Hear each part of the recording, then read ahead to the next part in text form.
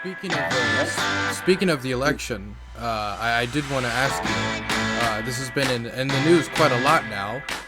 The current president of the United States, Donald Trump, seems to be rejecting the results of the current election, completely rejecting them, saying that it was fraudulent, it's all voter fraud, the Democrats have stolen it, that Joe Biden in the middle of the night changed all these ballots before they got into the ballot box through these machines or tactics. What do you've as somebody who has campaigned personally, has ran for president now on two separate occasions, what do you make of this? Well, he was a narcissistic fool when he got elected, and he hasn't improved since in his 4 years. He's been so destructive. So there's nothing much you can do about that. It's playing out nicely the way Biden has been handling the situation, but the gutless Republicans. The thing that bothers me, poor Biden, he keeps saying, "Well, we're going to work together." Hell, working together with these Republicans, they're a bunch of snakes and chicken shit people that don't have the guts to stand up to Trump. It's pathetic. What are you going to work with them? You know, they hope to get the two votes, the Senate votes in Georgia, so they'll be able to thwart as Mitch McConnell did against Obama, thwart every intelligent thing they wanted to legislate on. And so, if we don't win in Georgia, it's going to be a horrible, horrible 4 years of impasse between. And it's the Republicans. Make no mistake about it. The Democrats are not without sin in this whole area, but the key is what the Republicans are so nefarious, so gutless, and so afraid of Trump, because any of them, they don't want to go against Trump right now, because if Trump then signaled their name, it would damage these people in Trump's the people that support him, his base. And so that's what it's all about. It's a fear of Trump's base, and Trump is capitalizing on that to hold the Republican Party hostage, which it's been doing for a number of years. And even before Trump came along, the Republicans were intent on destroying our with voter suppression. Let's stop and think. We all beat our chest and say how great we are as a nation that we have the people have the right to vote. That's right. And one party spends all of its time trying to suppress that right to vote, and the other party sometimes is complicit. So what's left? There's nothing truly to admire if that's what's going on, and that is what is going on. That's the reason why I've come up with a solution to empower the people to be able to make laws. Now, here, let me point out the most important thing to have happen is for people to buy the book, understand the details of the book, how you create and operate a legislature of the people. Once the people understand the feasibility of that, then they'll be ready to vote on the enactment of that. But to go out and try to say, well, let's vote on establishing a legislature of the people, when the people don't even understand that they have the power and how that power is to be articulated and used in a very direct process. So number one is for people. So that means that we need to undertake a national education program led by political leaders, by civic leaders, by activists, you name it. They need to get the book out into the hands of the people, discuss the merits of having the people being able to make laws, meaning you break up the monopoly of representative government. And then once you have a body of people somewhere on the order of 20, 30, 40 million people who understand the dynamics of direct democracy and the dynamics where they can become lawmakers. Now you can take this proposal and put it before the people in a national election. And when a sufficient number of people, which would be the same number of people that it would take to get elected president, so we're talking in excess of 75 million people would have to vote in a national election conducted not by the government, because the government would sabotage it, conducted by a group of citizens calling themselves Philadelphia 2, and it would be their job to raise the money to conduct the election. And the election would be total transparency, much more transparent than any government election that we have. The reason why our elections are conducted by local and state government, this was originally put in place to protect slavery. There's several here. Article 5 in the Constitution gives a monopoly to the people to make laws. And then, of course, now you have the local government that controls the elections, and so they guarantee that you won't be able to get a fundamental change through elective office. And so the other, of course, is the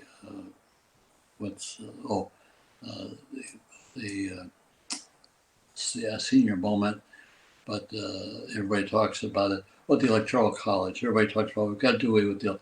Well, the only way you can do away with the Electoral College is with an amendment. Now, if you turn around and empower the people to make laws, the initial laws that be made, you would be able to put a term limit on the president of 7 years, of 6 or 7 years. You could put a limit on the Congress that senators would serve 12 years, 2 terms. That'd be enough, and then the House would have 3. We would enlarge them to 4 years, and they would have 3 4-year terms, and then they're out. And so with these term limits, you now can roll over the government where you can get more people involved in that part of the process. But at the same time, you would have the people being able to make laws independent of revenue. But the most important, we forget the fact that Mitch McConnell, in his nefarious activities, stripped the Obama administration of about 200 positions for judgeships. And then as soon as Trump took over, then he spent his time filling those judgeships. So we have about around 280 judges, federal judges, that are there for life, and they are appointed by McConnell and company.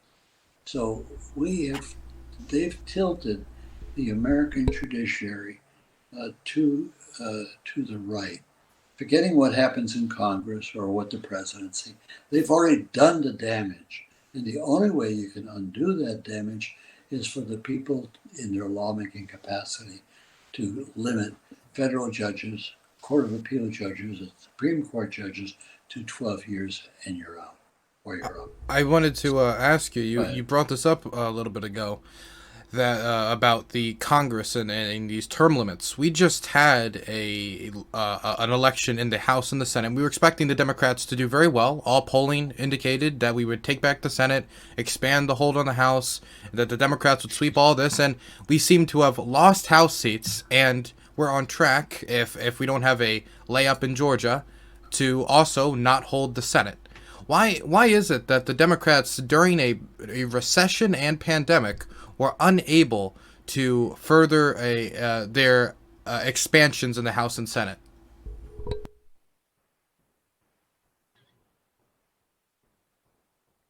Mr. Gravel? I think we might have lost him. That is a really good freeze frame to have, though. That is a great freeze frame to have. That's fantastic. He seems to be trying to rejoin. I should be so lucky. Seems to be trying to rejoin quickly. Let's see if I can let him in. Mr. Gravel, do you hear me? I sure do. You had a glitch there, but apparently you solved it. Yep, it seems to be fixed. Should I just use this as an opportunity to say hello, Mr. Gravel? My name's Lance. Dylan was gracious enough to let me join in on this conversation, but I'll probably remain as a silent observer for most of it, because when I have an opportunity to speak to someone such as yourself, I usually just tend to listen. So that'll probably be but if my you role. may have a question, go ahead and ask it. Well, thank you so much. It's an honor to be here, sir. No problem. So I'll restate the question. The Democrats have seemed to have lost House seats when all projections said they would gain a further stronger stranglehold and expand their lead in the House. They seem to be on track to not take back the Senate, and the election for the presidency was a little closer during the early goings than a lot of people might have hoped. Yet this is in the middle of a pandemic and a recession. Why was it that the Democrats didn't seem to really get the slam dunk that they were aiming for here following a president like Donald Trump? Because we operate under the theory that in order to get elected, you got to be a moderate as a Democrat. And of course, the Republicans get elected and they're in the extreme. So I see your sign. I was a supporter of Bernie Sanders and know him very well, and we're close friends. But I would say that what we needed were progressives, not the moderates. And so I don't expect, particularly if the Senate is not controlled by the Democrats, and if it's controlled by the Democrats, it means that every major vote, the Kamala Harris will have to really sit in the chamber and preside over the chamber, because you won't be able to get anything done on a 50-50 basis. And that's what will happen. If we win in Georgia, all we've done is got 50 and they've got 50. And so that's going to be a tough road to hoe. And I would say that why the Democrats didn't do any better is because they didn't offer all that much more to the rest of the independent community. What should they have offered? Oh, they should be a progressive. What here? One of the things that they've got to do, and I think we really all got to dig in on this, is this whole word of socialism. Oh, we Americans are frightened that we become socialistic. Hell, we've been a socialist country ever since we appropriated money for anybody's benefit. That's what socialism is. It's using the government as a tool to improve the quality of life of people, which is what the government's supposed to be doing. And what is the Republican government, which wants to have a minuscule size government, which can't do very much for the people? That's their view. My view is that if we need the government to do certain things, we should use the government to do those things. And you want to call that socialism? Big deal. We have a lot of socialist countries, and most of them are very successful. It's only the countries that we have sabotaged, like Venezuela. We've sabotaged their government, call it socialism or not, but we've sabotaged it, and that's why it doesn't operate very properly. If we took off all the sanctions and permitted the trade that would be normal with Venezuela, it could become a very successful socialist country, as Sweden, as Norway, as Denmark. So please, what we have to do, and of course, we Democrats sit there like idiots, letting them beat us on the head with this word socialism. Well, when the Republicans got the massive tax cuts for the wealthy, that's socialism. They're using the government to enrich themselves at the expense of ordinary citizens. That's socialism, only it's Republican socialism. And we have more Republican socialism in point of fact than we have Democratic socialism. What we need, and that's what the progressive agenda is all about, it's a democratic socialism. That's what the agenda is. And the Republicans don't want any of it because they want to retain all of the influence and benefits of government for themselves. And we should be able to, and the Democrats don't explain this very well. What we do is we say, well, we're going to be moderate. Poor Joe, who I really like dearly, keeps saying he's going to work with Republicans. Who the hell? Here, if you don't see the rhetoric right now with what's going on in the Senate, and you think that you're going to work with these people, well, that may sound good to the electorate. Oh, we're going to be harmonious. Hell, all we're going to do is get screwed. And Mitch McConnell is the gifted screwer of them all. But Obama may and of course that's exactly what caused Obama's administration to fail, and of course many other things. But it here, maybe you have other questions, but I've not run out of steam, but I don't want to monopolize this. And I did actually have a question for you because please. the what basically led to the Green New Deal is the inequities under the capitalist system getting to what they were. The Great Depression, of course, there were solutions that had to be struck. Seeing the situation that we're in right now, how do you think the next New Deal could be proposed or even enacted in the United States? Well, the next New Deal should be the demise of capitalism. And of course, that's where it gets mixed up. If people would say, well, you know, what's not there in capitalism? Well, capitalism just nourishes the wealthy and screws the ordinary people. And that's the reason why I come up with the solution of the people making laws. Because if you think for a moment people can make laws to enrich capitalism, you're wrong. What happens is the representatives who are elected by the people are the ones who enrich capitalism. That's not what the people would do. People aren't dumb. They recognize, and you wonder why that so many Americans don't vote for the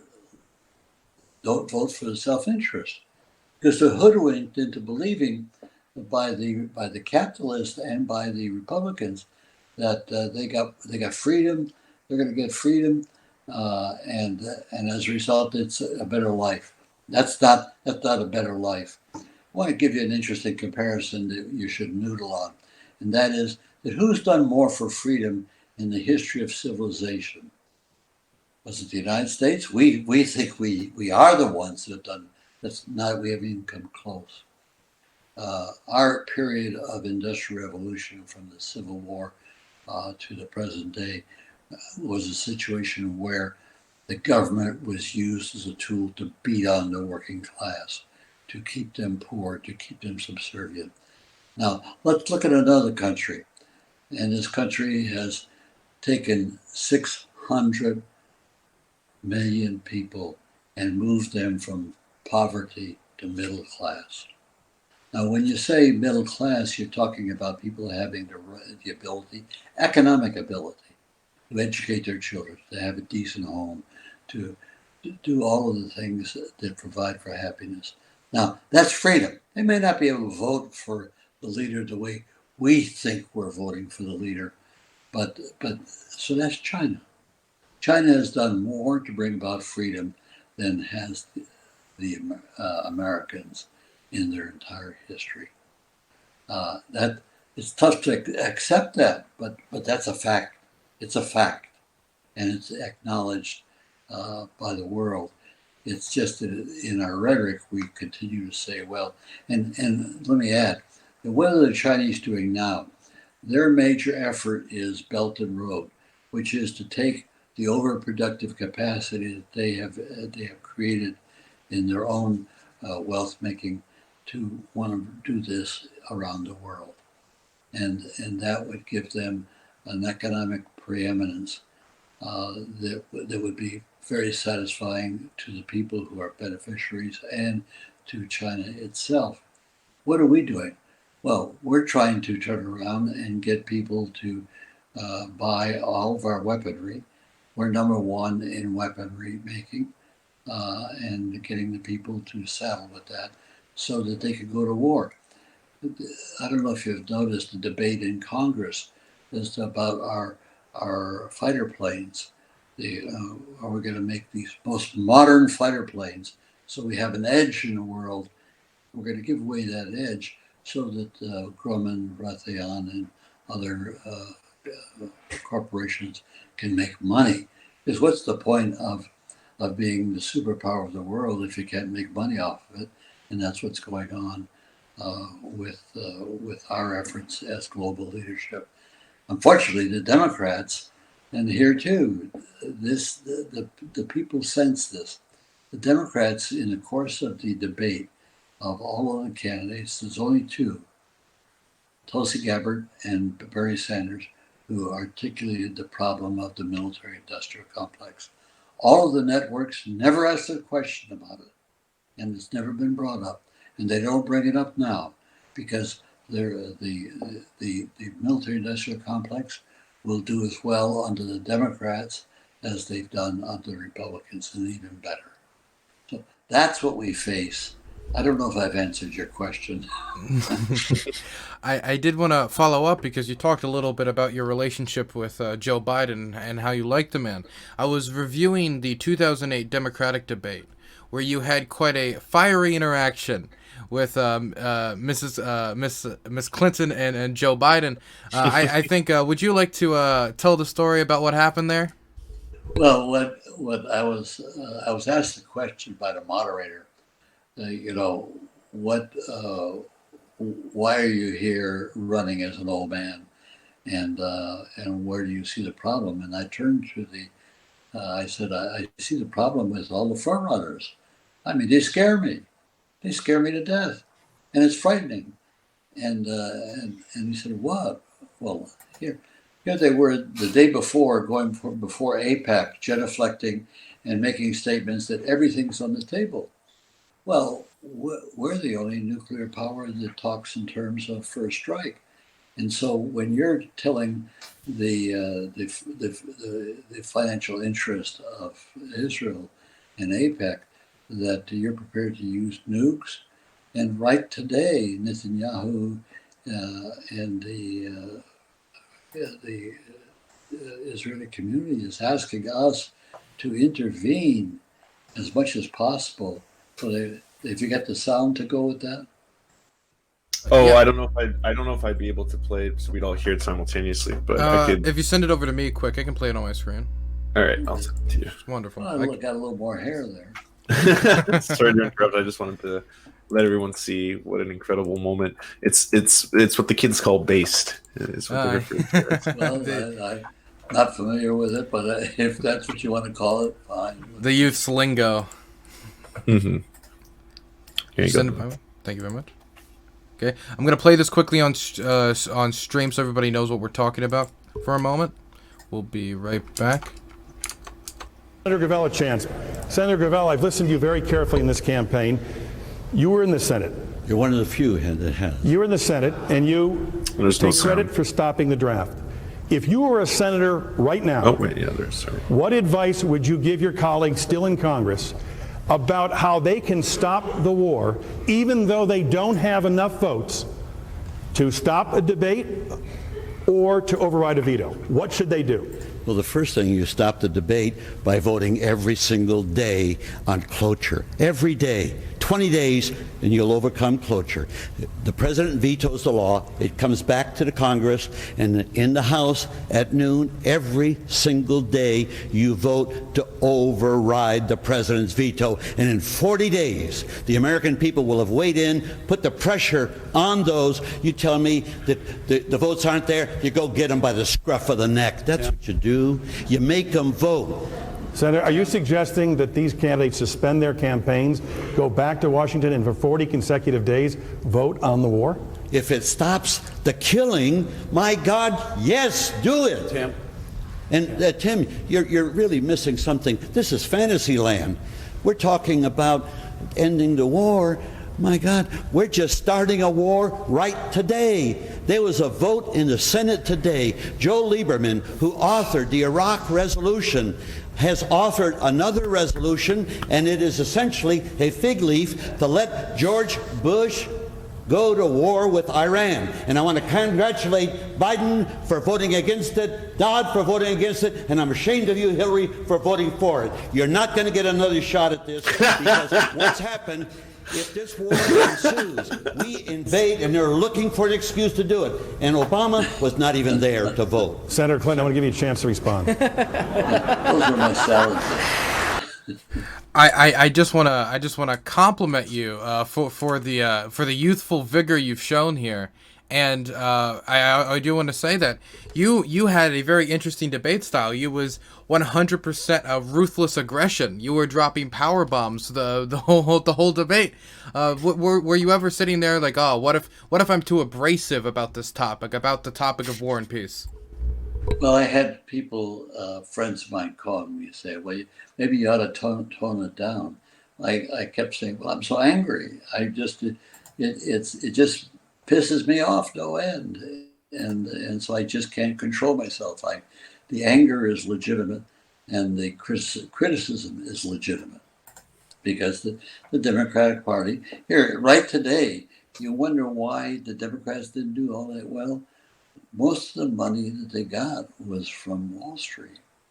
Wall Street was coppering your bets on Trump, and they recognized how Trump was just an idiot.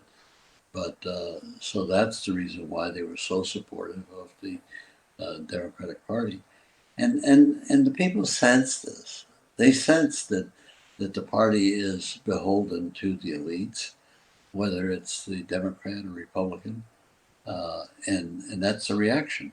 The solution, and I really want to emphasize it, the solution is for the people to become sufficiently informed about direct democracy that they will act upon that information to empower themselves as lawmakers. That's where the answer is. And we're not taking anything away from representative government. We're just adding the people as a correct check and balance to the governance process in the United States. And if we were to do it here, it would go around the world like wildfire. In fact, with the revenues we get from the book, we're going to get it translated into various languages, because there's no question that a country like South Korea or Taiwan or Japan or France or Britain, they could all, and Germany particularly, they could all undertake direct democracy before the United States even did it. So that's my hope, that we circulate, get the book finished, and I think it'll be done in 4 weeks, 3 or 4 weeks. By the first part of December, you'll be able to buy it and send it out as Christmas present. Hey, a Christmas present. That'd be a hell of a Christmas present. Don't you agree, Yes. Lance? I totally agree. I wanted to quickly ask, though, in terms of changing it from an electoral standpoint, do you think getting people like AOC and more progressive members into government in the U.S. can also change the tide of that? Like people who are going to speak about the industrial military complex of the U.S.? I have not made any effort with AOC or Bernie to proselytize, or Tulsi for that matter, to proselytize them on the book, the failure of representative government. They are in representative government up to their eyeballs, and so I will make sure they get a copy of it. But I think what would be very effective would be for people like yourself who have been working on their behalf to bring to their attention Gravel's book on the failure of representative government and the solution. If they would then read it and comment on it to you, they don't have to do it to me, to comment on it to you. Because if we're going to build a broad spectrum of people interested in this, we first have to build a broad spectrum of people understanding what it is that they can be lawmakers and thereby take charge of the government. One of the beauties of once this happens is that the people will become the senior partners. So if you pass a law in Congress and the people don't like it and they turn around and change it, and then the Congress changes it back, well, that'll be the last time they do that. Because as senior partners, the people will be able to change the government. The government will not be able to change the people. And that's a uniqueness that should have been implanted right at the beginning in the Declaration. Well, it was stated in the Declaration of Independence. It was the Constitution, which is the biggest barrier to what I'm talking about, trying to bring about, is the barrier of the Constitution itself. Because people were told by the elites that, oh, it's all covered there. It's not covered there. There's the Declaration, the Constitution has created a dysfunctional government, and as a result of that, we pay a price in a dysfunctional society. I wanted to ask you, go a little bit backwards in your career, and I wanted to ask you about the Vietnam War, and specifically your role in reading the Pentagon Papers into the public record and what was put on the line there, and why you felt it was your duty to do so. Because I remember watching some of the footage of this, and you were brought to tears at what you're reading into the public record. So I really wanted to get your thoughts on that. Well, the reason why I started sobbing was I was, first off, I had had the papers for 3 or 4 days and was just overcome lack of sleep and fatigue. Um, but the reason why I was sobbing is I was so ashamed of the United States government, which is a country that I love, which was so doing so much harm in Southeast Asia. That was one of them. Now, backing up, I had been in the service 4 years and was a counterintelligence corps officer and agent, and knew firsthand the operations of the intelligence community. And here too, I was ashamed, angry, and I did not hear. They promoted me the day I resigned in order to try to keep me in the service, but I had had it up to here. And so, as a result of that knowledge, when Ellsberg released the papers, which was in June, I had started a filibuster in May with Mark Hatfield. And the filibuster was to end the draft because Lyndon Johnson was able to expand the war in Southeast Asia through the use of the draft. And so I figured that if we could do away with the draft, he would, a president would not have the wherewithal to wage war on a large global basis. And so it was in the course of that filibuster that Ellsberg, who was distressed over the fact that the New York Times was delaying in printing the documents, discovered me as a freshman doing this filibuster. And so he called me on the phone and asked me if I would use the Pentagon Papers as part of my filibuster. And I said yes instantaneously, because I was aware, like everybody else, that the FBI and everybody was trying to find the author of the papers, or the person who had released them, which was Ellsberg.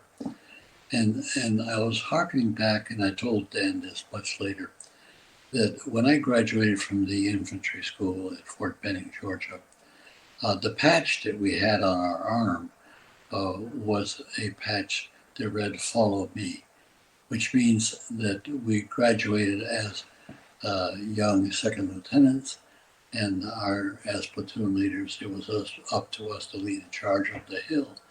And so that's what the patch was. It said, "Follow me. I'm the second lieutenant that's charging up the hill." And so when Ellsberg released the papers, and it was known, and when he called me, all I could think of instantaneously is, "Hell yes, I'll help you carry this up the hill. That's my job. If you're a patriot." And so that was what caused me to say yes, without concern. I wasn't concerned about. No, I was frightened, as you can tell, with fatigue and sobbing, and what I wrote. I was frightened about losing my Senate seat, frightened over the possibility of going to jail and the Espionage Act. But that the fear did not impair my ability to release the papers, and then after their release, to bring about their publication, which occasioned a Supreme Court decision, which my case went all the way to the Supreme Court. And the Supreme Court ruled that when I published the papers outside of the Senate, I was subject to prosecution. But if I stayed within the Senate, it was unanimous in the Supreme Court that I had the right to do that. And that was very, very important articulation of something, the speech debate clause of the Constitution. And of course, what had happened was that no member of Congress has availed themselves of the speech and debate clause, which they could have very easily on a whole host of issues. We have too much secrecy, and too much secrecy held not only by the executive and the Pentagon, but by the Congress. By the Congress. When you see the authorization of $1.7 trillion to refurbish our nuclear capability. It's sickness. It's sickness. And it was done by the Congress, literally unanimously, and as they appropriate the money. It's been authorized, but appropriate the money in the annual budgets. This is what's going on. And the American people are oblivious to it. Oh, we all know that we're spending our treasure on wars, but it's worse than that. It's the creation of a nuclear powerhouse that has no purpose. Who are we going to use when they say, well, it's the threat. We're arming ourselves against the threat. Well, hell, if the threat were realized, we destroyed the planet. These nuclear devices are suicide pills to destroy the planet. And we appropriate trillions of dollars to maintain the production of these suicide pills. That's what's going on. And you take and to call out the Pentagon as a bunch of fools. These military leaders are no different than the British leaders who led the charge of the Light Brigade. They're suicidal in their analysis of the needs of global society. And we're at the go ahead. Sorry. I wanted to ask you. Somebody from chat asked me this question, and I thought it was relevant since we're talking about nuclear power at the moment. That you had that the DNC 2020 platform is supporting nuclear energy. I wanted to know if your position on nuclear energy, as in nuclear power plants, has changed at all over the years. Not at all. Not at all. Here, if oil and gas are polluting, nuclear energy is more so. What we need to do is to make an effort to go ahead and do solar, which is very successful, and photovoltaic, which is successful. We should be pouring our resources into those two things. Right now, they're about 20% effective in our production, but we give all kinds of subsidies to the nuclear and to the oil and gas industry. We don't need to. Let them survive on their own, and they'll be going down the hill, because when you're talking about all these electric cars on the road in the next 30, 40 years, you're talking about you don't need gasoline. You're going to have electricity. How are you going to generate that electricity? You're going to generate it from central plants, which are going to be fed by wind turbines and by photovoltaic. That's the answer. That's the direction we should be going in naturally. And I applaud Joe Biden when he made the statement, and it was a courageous one to make in the election campaign, that he would work to bring about the transfer, to end the subsidies to fossil fuel industries, and to bring about the transfer, total transfer, to renewable energy. And of course, that is on the horizon. It's going to happen. It's a question. Now, I was just reading something, and the title of it escapes me, but it's a revelation that there are several key groups in Washington that lobby for the expansion of fossil fuel production, and they have all these studies that indicate that this is the direction to go in. It's an abomination. And we could talk about global warming. It's the same thing. I am very pessimistic about the future. And I know I'm talking to a group of young people. I hope you people can bring about the correction that needs to be made. But as far as my generation, we're failures. We're abject failures in where it's led us to at this point in time.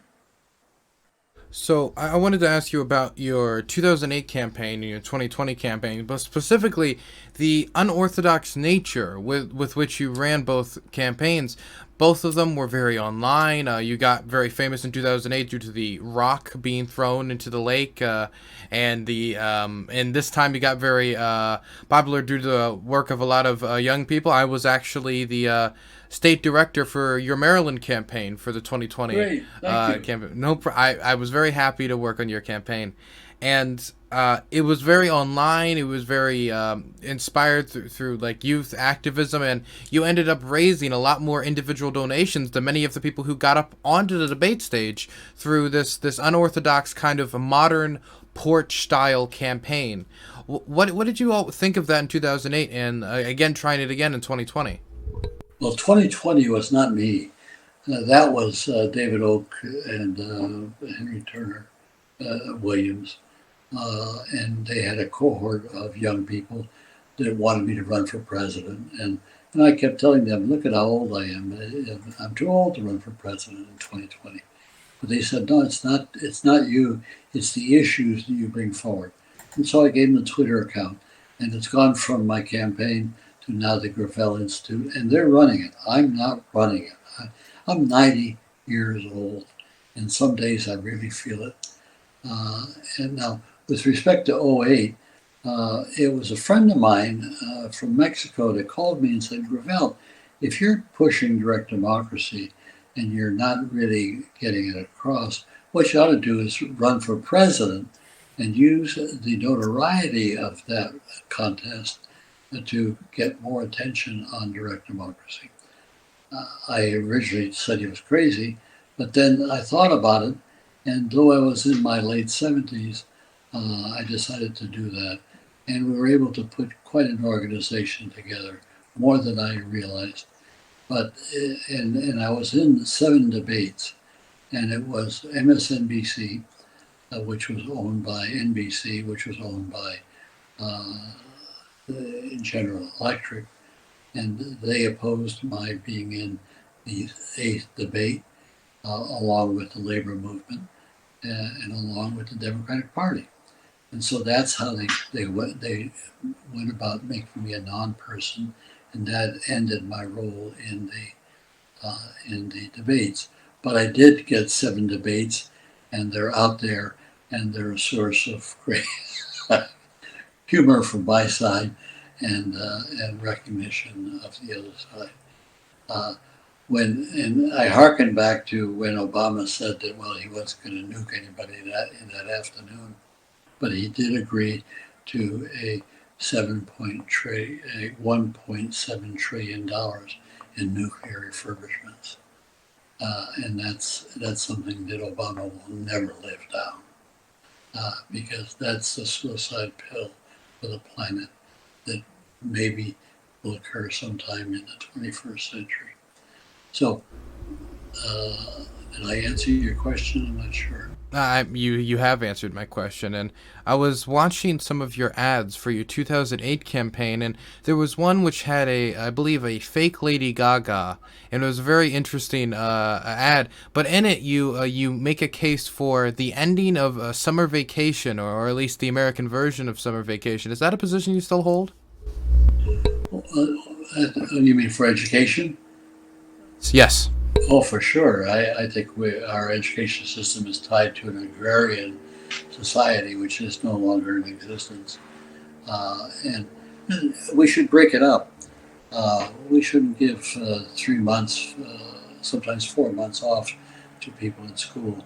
What we should do is maybe every quarter give them a week or 2 weeks off. But other than that, they're in school all the time.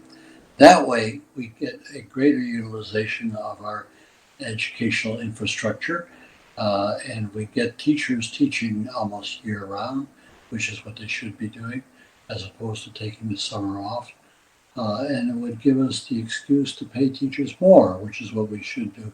We should do like is being done in Finland, and that is that a teacher is rewarded at the same economic level as a doctor. And they should be licensed accordingly. So that's what we need to do. there's an interesting adage that you judge a civilization by how it treats the elderly and the youth.